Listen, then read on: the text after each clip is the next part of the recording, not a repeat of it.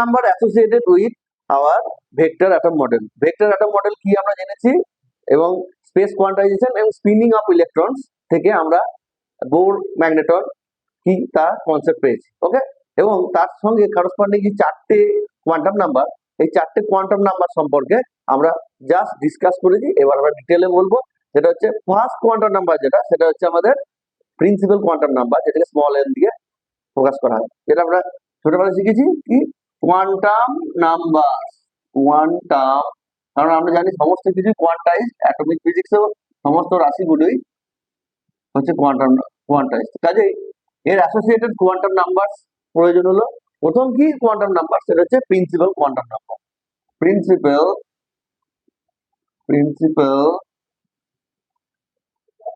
Quantum number, ঠিক আছে, যেটাকে আমরা ফোকাস করি স্মল এন দিয়ে। ছোটবেলায় যেটা আমরা কে এল এম এন এরকম কক্ষগুলো পড়েছিলাম।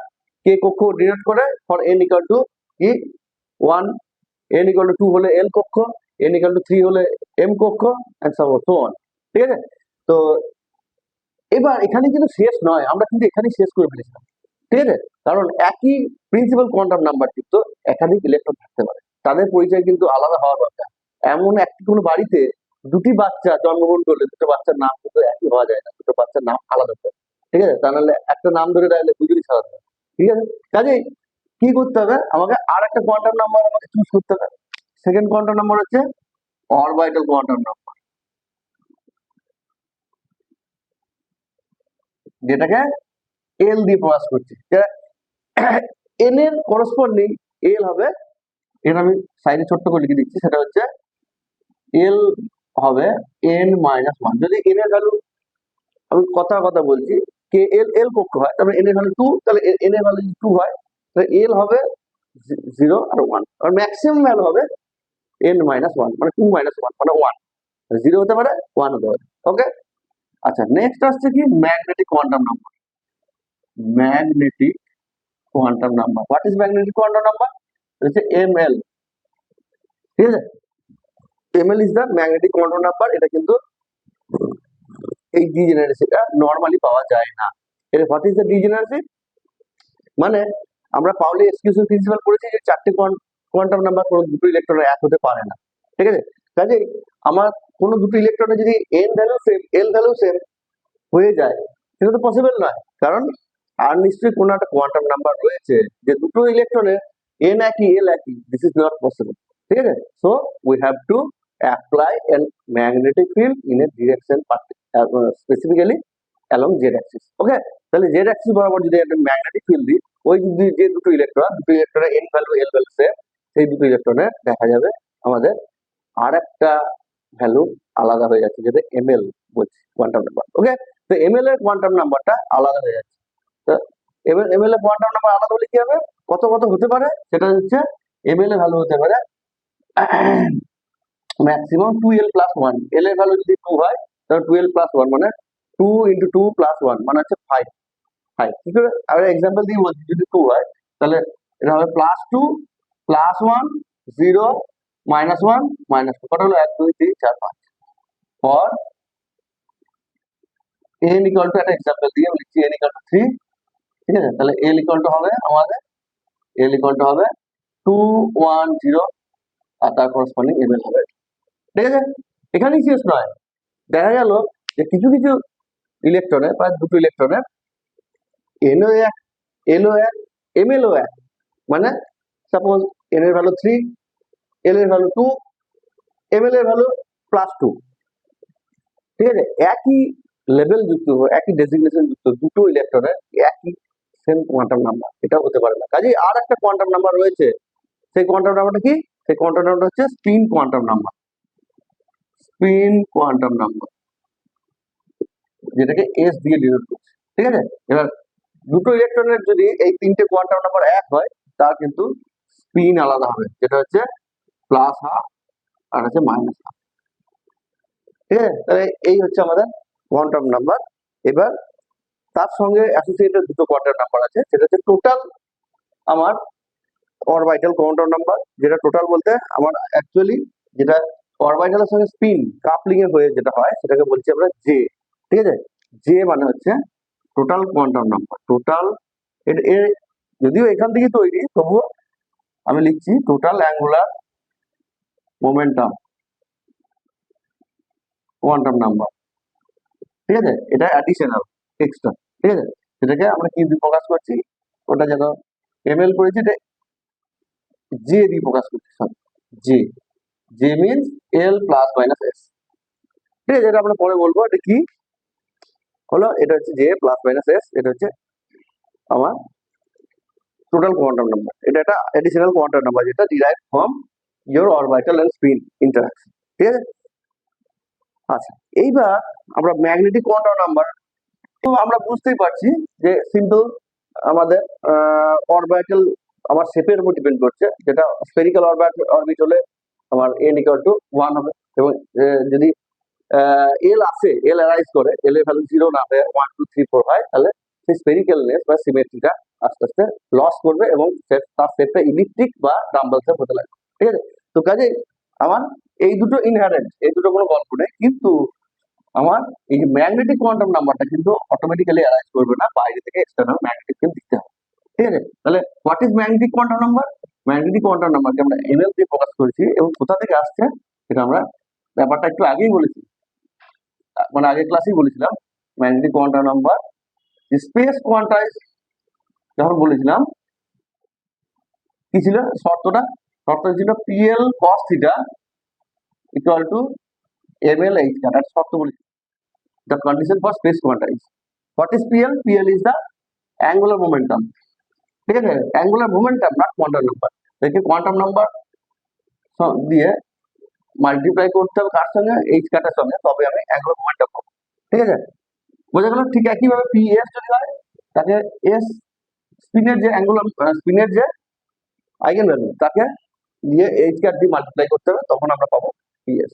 ওকে, এইবার পিএল মানে এল এইচ কাট যদি বসিয়ে দেওয়া হয়, তাহলে পিএল মানে এল এইচ কাট cos থিটা ইকুয়াল টু, তাহলে এম এল এইচ কাট, তাহলে এইচ কাট বোথ সাইড কেটে দাও, তাহলে আমরা cos থিটা পেয়ে গেলাম, মানে এম এল বাই এল। ঠিক আছে, what is cos theta? cos theta means আমি যদি বাইরে থেকে এক্সটার্নাল ম্যাগনেটিক ফিল্ড দিই, তাহলে অ্যালং দিস ডিরেকশন সাপোজ, ঠিক আছে, আর এই ডিরেকশনাল ম্যাগনেটিক ফিল্ড দিচ্ছি, সেটা বি বা এই যে কোনো দিতে পারো। ঠিক আছে, এরপর এটা যদি হয়, এবং আমরা যদি একটা করসপন্ডিং এল এর ভ্যালু ধরে নিই, সাপোজ আমি ধরছি এল ইকুয়াল টু 3 এর জন্য। ঠিক আছে, তাহলে এল এর ভ্যালু কত হতে পারে? এম এল এর ভ্যালু কত হতে পারে আমরা জানি। এল ইকুয়াল টু 3 এর জন্য এম এল ভ্যালু কত হতে পারে? M L will be equal to plus, total হবে 2l প্লাস 1, তারপরে 2 এল এর মান 3 বসাতে, 2 ইনটু 3 প্লাস 1 মানে 7, 7টা হবে। কি কি 7টা হবে? 7টা যদি বসাই তাহলে প্লাস 3, এটা মনে রাখতে হবে, plus 2 plus 1 0 minus 1 minus 2 minus 2, কটা হলো? 1 2 3 4 5 6 7। ওকে, তাহলে এই 7টা specific orientation is possible after applying magnetic field, okay, along z axis. তাহলে কি কি হবে? তাহলে তাহলে আমরা যদি এই ডিরেকশন ম্যাগনেটিক ফিল্ড দিই, this is corresponds to ml equal to 3, this is correspond to ml equal to minus 3। ওকে, তার সঙ্গে সঙ্গে আমাদের কটা, আমাদের আরো 5টা ডিরেকশন থাকবে।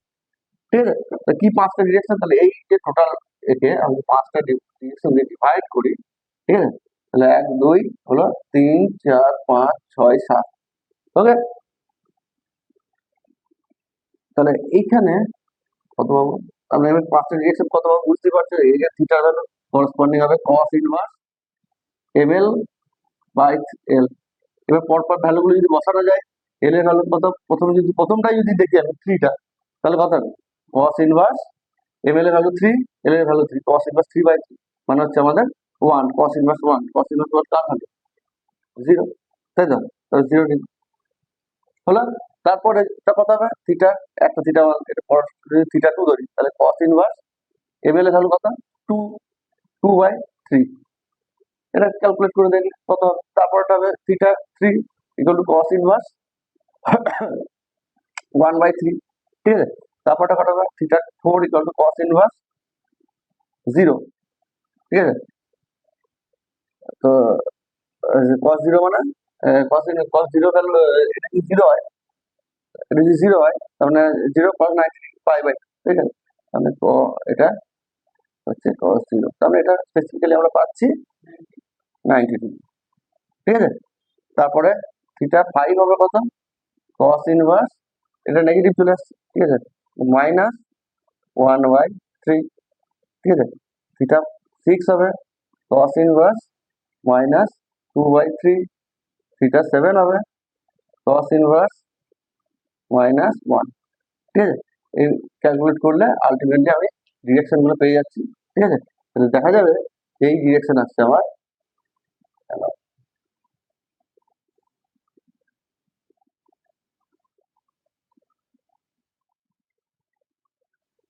sorry, একটা তো স্ট্রেট হচ্ছে সোজা যাবে, সেটা হচ্ছে 90 ডিগ্রি পেয়েছে, ঠিক আছে।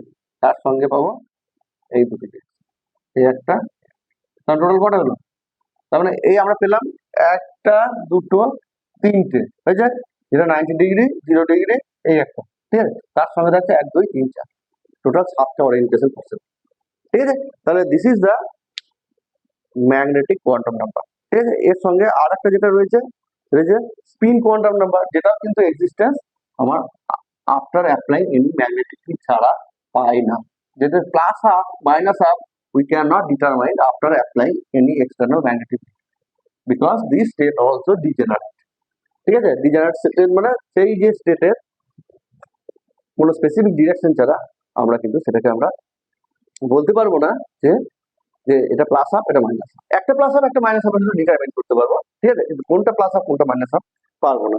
তার জন্য আমি যদি বাইরে থেকে এক্সটার্নাল ম্যাগনেটিক ফিল্ড দিই, ঠিক আছে, ঠিক এই অ্যালং দিস ডিরেকশন যদি ম্যাগনেটিক ফিল্ড দিই, ঠিক আছে, তাহলে এটা দুটো প্রজেকশনে ভেঙে যাবে, একটা প্লাস হাফ একটা মাইনাস হাফ,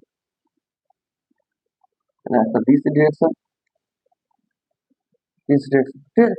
তাহলে এটা ওই স্পেসিফিক্যালি ভ্যালুগুলো যদি বসায়, আমার এটা হচ্ছে করসপন্ড করছে সাপোজ প্লাস হাফ, এটা করসপন্ড করছে মাইনাস হাফ, তাহলে একটা আমি যদি এই ডিরেকশনে ম্যাগনেটিক ফিল্ড দিই, তাহলে স্পিনটা একটা হচ্ছে যেটা অ্যালং, ভাবে বোঝার চেষ্টা করো, যেটা অ্যালং দিস ডিরেকশন, মানে যে ডিরেকশনে ম্যাগনেটিক ফিল্ড দিয়েছি আমার নিজস্ব স্পিনটা সেই ডিরেকশনে অ্যালাইন হওয়ার চেষ্টা করে, এবার আমার রয়েছে অ্যালং দিস ডিরেকশন, ঠিক আছে, তার প্রজেকশন কত এই দ্যাট, ঠিক আছে। তাহলে this is your plus half spin, ঠিক আছে। অ্যান্টি প্যারালাল যেটা থাকবে, যেটা স্পিন দিয়েছি তার অপোজিট দিকে যেটা থাকবে সেটা হবে আমার মাইনাস হাফ, ঠিক আছে। তো কাজেই this is your spin quantum number, ঠিক আছে। তাহলে এর করসপন্ডিং এই দুটো যে কোয়ান্টাম নাম্বার শিখলাম, ঠিক আছে, তাদের যদি টোটাল করি, তাদের যদি কাপলিং করি, তাহলে কি হবে টোটাল ম্যাগনেটিক কোয়ান্টাম নাম্বার, যেটা যেমন আগের এল আর এস কাপলিং করে এল প্লাস এস যে করেছিলাম, এখানে ম্যাগনেটিক কোয়ান্টাম নাম্বার দুটো যদি ইয়ে করি, টোটাল ম্যাগনেটিক কোয়ান্টাম নাম্বার,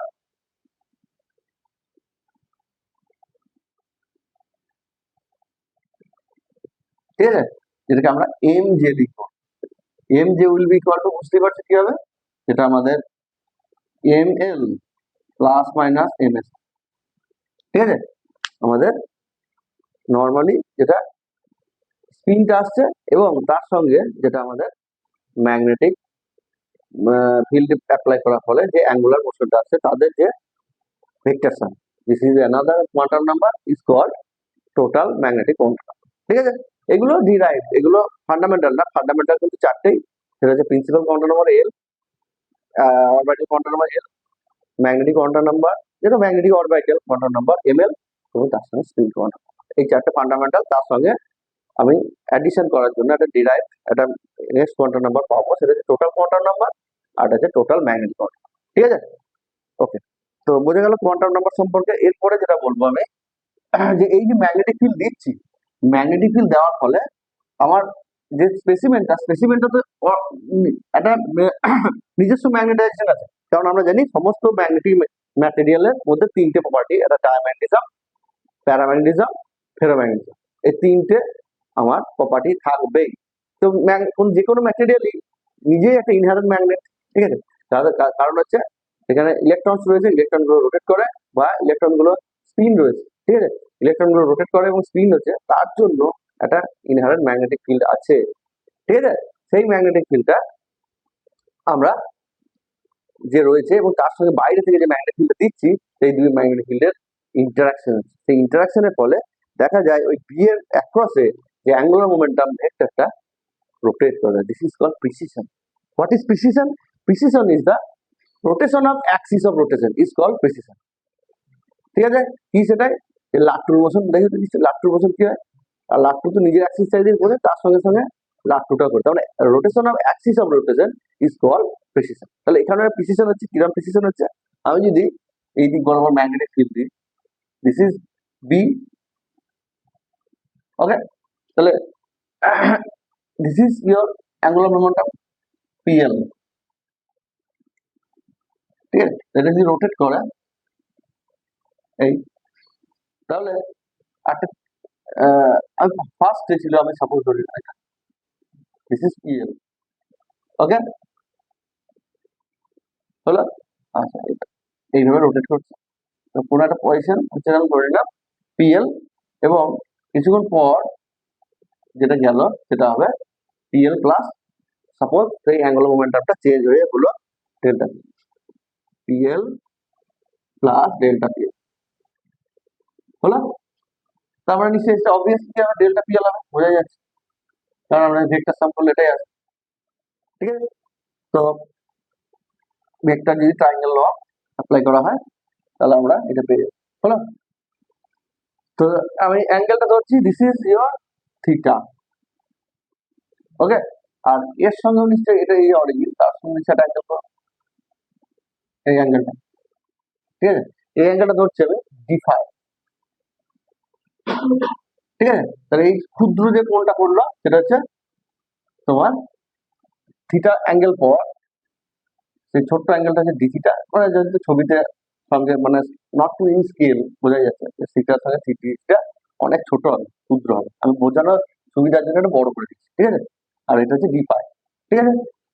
তো এইবার ম্যাগনেটিক ফিল্ডটা দিয়েছি দিস ডিরেকশনে, যখনই আমি ম্যাগনেটিক ফিল্ড দিলাম তো আমার angular momentum due to the orbital motion of electron rotate along the B, ঠিক আছে, this is your precessional motion, ঠিক আছে, আবার এই প্রিসিশনকে বলা হয় ল্যারমার precision,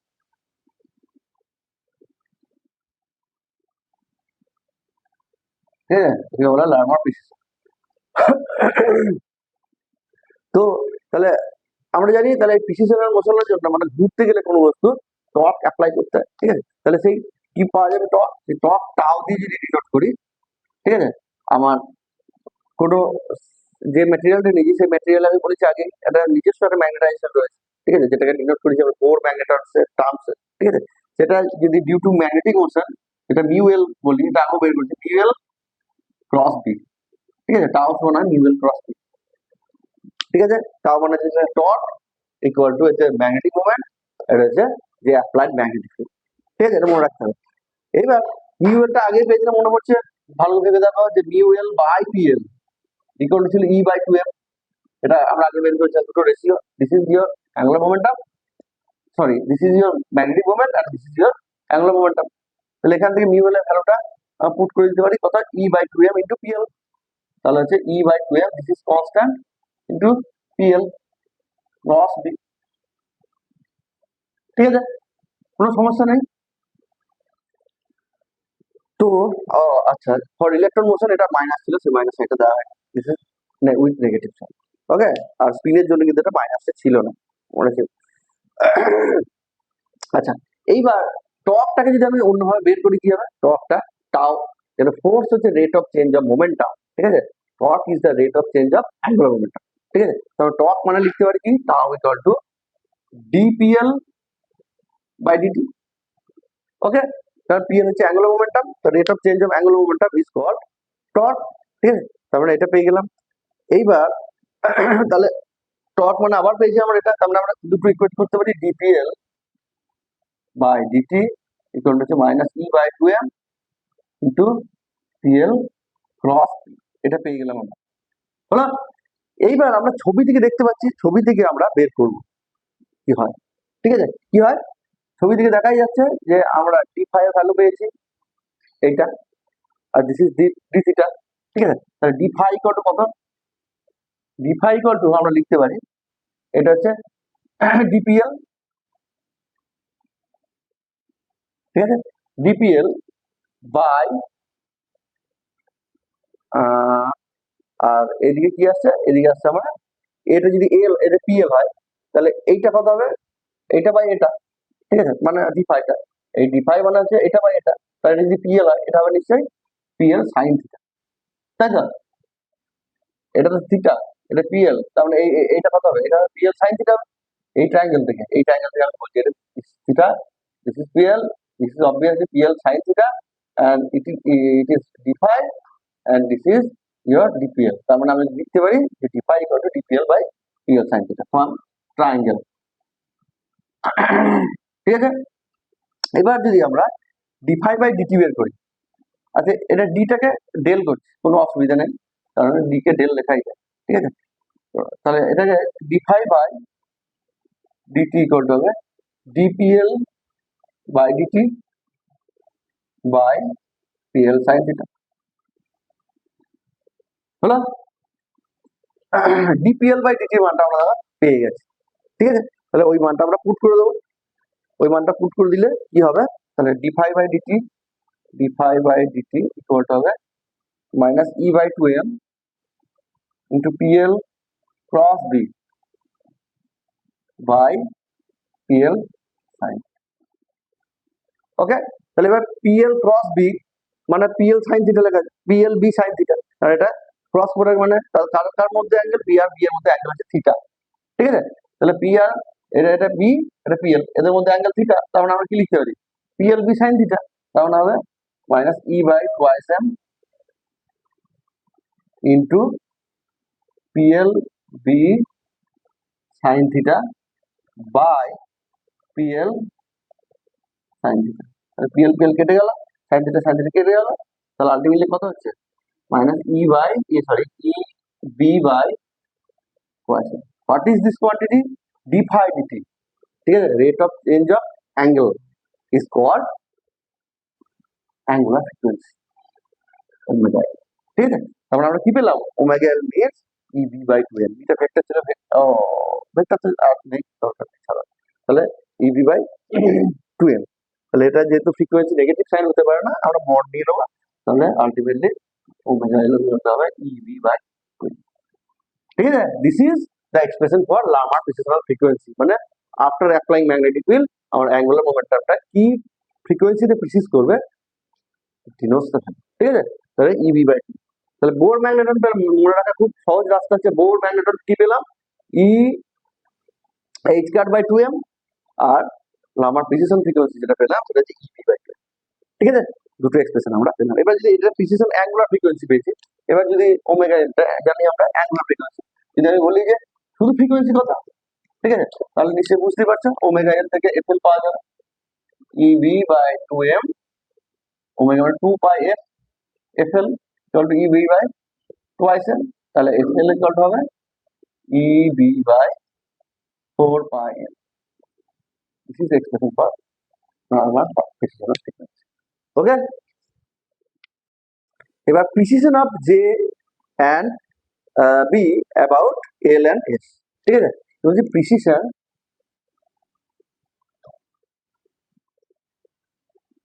j and b about l and S,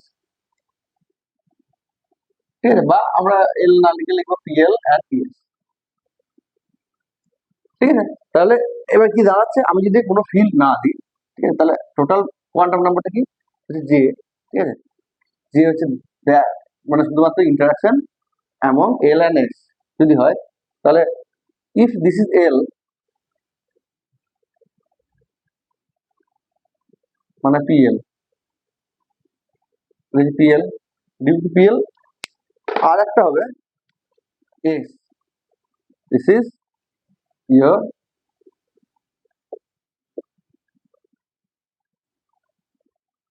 PS,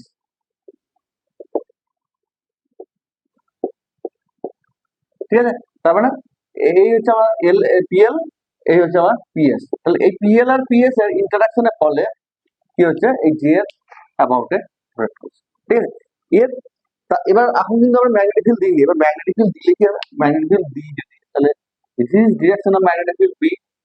ওকে, এবার বি এর চারিদিকে কত হবে, এটা আমার দুটো ইন্টারাকশন, একটা হচ্ছে আমার তোমার এল আর এস, ঠিক আছে, এবং এল এস এর ইন্টারাকশনের ফলে যেটা তৈরি হয়েছে জে তৈরি হয়েছে, তাহলে দিস ইজ ইউর জে, ঠিক আছে, this is your J. J এর চারিদিকে পিসিস করছে কারা, পিএল আর পিএস, তাহলে জে এর চারিদিকে পিসিস করছে আমার, এদিকে হচ্ছে PL, this is PL and this is your PS, ঠিক আছে, তাহলে পিএস এর পিএল রোটেট করছে এই ডিরেকশনে, পিএস রোটেট করছে এই ডিরেকশনে, ঠিক আছে, এবং পিএল আর পিএস এর রেজাল্টের ফলে যেটা তৈরি হয়েছে জে, ঠিক আছে, যেটাকে পিজে বলাই হয়, এই পিজিটা রোটেট করছে অ্যালং বি, ঠিক আছে, এই হচ্ছে আমার অ্যাকচুয়াল প্রিসিশনাল মোশন, ঠিক আছে। এইবার আমার দুটো বক্তব্য, সেটা হচ্ছে spin orbit interaction and doublet structure of sodium atom, ঠিক আছে, কারণ আমরা জানি জগতে মোনোক্রোমেটিক আইডিয়াল সোর্স বলে কিছু হয় না, সোডিয়াম লাইনকে ধরে নেওয়া হয় অলমোস্ট মোনোক্রোমেটিক, যার দুটো ওয়েভলেন্থ প্রমিনেন্ট ওয়েভলেন্থ আছে, আর হচ্ছে 5890 অ্যাংস্ট্রম, আর হচ্ছে 5896 অ্যাংস্ট্রম, ঠিক আছে, এই একটা যে 5890 এটাকে ডি1 বলা হয়, আর 5896 এটাকে ডি2 বলা হয়। তাহলে ডি1 ডি2 লাইন যেটা প্রমিনেন্ট লাইন, যেটা আসছে ফ্রম সোডিয়াম লাইন, এবং সোডিয়াম লাইট থেকে যেটা আসছে সেটা অলমোস্ট মোনোক্রোমেটিক বলে দেওয়া হয়, বাদ বাকি সমস্ত লাইট উইথ এক্সক্লুডিং লেজার, ঠিক আছে, ম্যাক্সিমাম কিন্তু পলিক্রোমেটিক হয়, মানে sum of different wavelength of light. তো তাহলে সোডিয়ামের যে ডি1 ডি2 লাইনটা কি করে স্প্রেড করছে, এটা কিন্তু আমরা এই যে এতদিন স্টাডি করলাম, এতক্ষণ আমরা এই ইন্টারাকশন এমন এল এন্ড এস থেকে সুন্দরভাবে বলা যায়, কিন্তু আরো স্পেসিফিক্যালি যে ছোট ছোট ফাইন স্পেকট্রা পাওয়া যায়, ফাইন স্ট্রাকচার পাওয়া যায়, সেগুলো বলার জন্য কিন্তু আমাদের এক্সটার্নালি ম্যাগনেটিক ফিল্ড প্রয়োগ করতে হবে, ঠিক আছে, সেটা এখন শুধু উইদাউট এনি ম্যাগনেটিক ফিল্ড, হ্যাঁ, যদি আমরা বলি তাহলে টোটাল যে কোয়ান্টাম নাম্বারটা বলছি, টোটাল কোয়ান্টাম নাম্বারটা কি, টোটাল কোয়ান্টাম নাম্বার আমরা যেটা পেয়েছি যে যে ইকুয়াল হচ্ছে এল প্লাস মাইনাস এস, বা ভেক্টর সাম দিতে পারো, এল প্লাস এস দিতে পারো, ঠিক আছে, ভেক্টর। তো এবার তাহলে এস এর ভ্যালু হচ্ছে আমরা জানি হাফ, এটা সিম্পল, হ্যাঁ, আর এল এর ভ্যালু ভ্যারি করবে। এবার কোন স্টেট তার উপর ডিপেন্ড করছে, বলেছে সোডিয়ামের ডি লাইন অ্যারাইজ করছে ফ্রম 3p থেকে, হেডিং করে দিয়ে D line of sodium atom, ঠিক আছে, তাহলে 3p থেকে আমাদের 3s এ জাম্প করছে, হলো। এবার আমরা সিম্পল জানি, কি জানি যে এখানে এর ক্ষেত্রে পি ক্ষেত্রে ভালো জিনিস শুনে নাও, এন এল, এন এর ভ্যালু যদি 1 হয়, এল এর ভ্যালু যদি 0 হয়, সেটা হবে এস কোক, এন এর ভ্যালু যদি সাপোজ 2 হয়, এটা যদি 1 হয়, তাহলে পি কোক, ঠিক আছে, আর 0 হলে থেকে হবে, আর 3 হলে 1, ঠিক আছে, 3 হলে এটা হবে আলটিমেটলি এটা 0, এটা 2, সরি 2 থেকে শুরু হবে, এস পি ডি, 1 হলে পি পি, আর 0 হলে এস, ঠিক আছে, এই হচ্ছে গল্প আমাদের। তাহলে এখানে 3p মানে বুঝতেই পারছি, মানে এল এর ভ্যালু 1, আর এখানে এল এর ভ্যালু 0, এল এর ভ্যালু, আর এস কি হতে পারে, এস হতে পারে প্লাস মাইনাস হাফ, এখানেও এস হতে পারে প্লাস মাইনাস হাফ।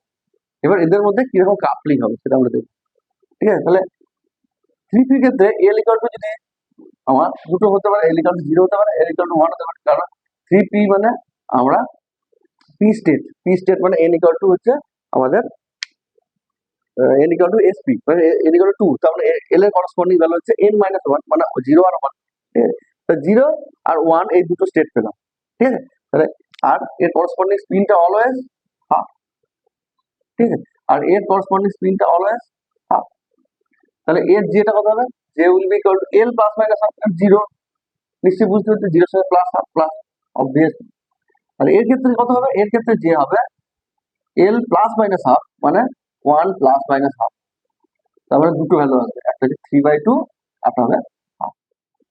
তাহলে দেখতে পাচ্ছি এল আর এস এর যাই ভ্যালু হোক না কেন, জি এর আমার একটা অ্যাডিশনাল ভ্যালু চলে যাবে, একটা হচ্ছে 3/2, একটা হাফ চলে যাবে। এবার যদি আমি দেখি 3, this is 3p state, this is your 3p state, যার 3p স্টেট মানে L ইকুয়াল টু